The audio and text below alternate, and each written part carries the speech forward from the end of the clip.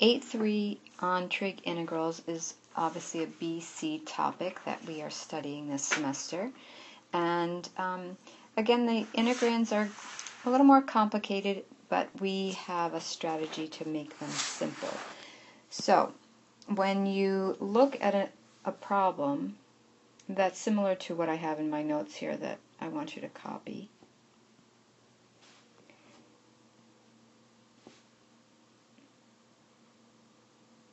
cosine x cubed sine x to the fourth dx. I want to look at the exponents. So the cosine has an odd exponent, and that would be n, which is here. And the sine, m, is even. So the strategy here says if n is odd and positive, save a cosine factor and convert the remaining factors to sine. So if I'm going to convert factors, cosine factors, to sine, I'm going to have to recall cosine squared x plus sine squared x equals 1, our Pythagorean identity. And cosine squared x equals 1 minus sine squared x. So a rewrite would look something like this. Before I even think about u substitution, let's do a rewrite. Cosine squared x sine x to the fourth. And then here is that cosine x that I'm saving. And you'll see why we're saving that. Just trust me. Now, let's do some rewriting, which is, in my strategy, convert remaining factors to sine. So, this is a remaining factor. This is being saved.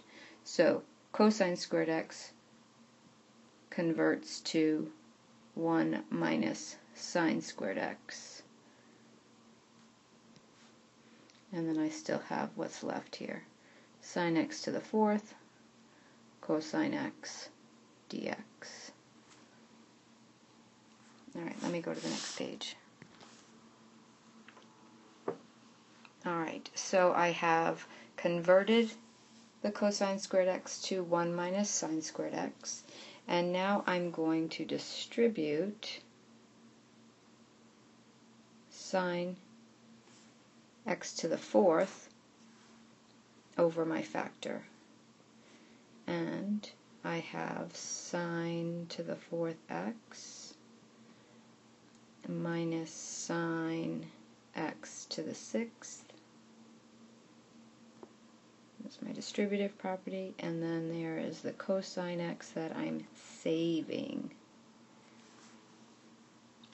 I'm going to distribute the cosine x and separate my two integrals in terms of the difference of two.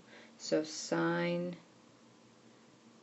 x to the fourth cosine x dx minus integral of sine x to the sixth cosine x dx. Now, this is where you're going to see the cosine x that we saved come in to play. I'm going to use my u substitution. I'm going to call u sine x. Therefore, du is equal to cosine x dx. And watch this. Du, pretty clear cut, u to the fourth. Minus u to the sixth du. Now, how easy is that? What we thought was so complicated, voila, so simple. Let's take the integral, reverse power rule, u to the 5th over 5 minus u to the 7th over 7 plus c. And then I'm going to convert back to the trig in terms of x. U, remember, was sine x, so I have sine x to the 5th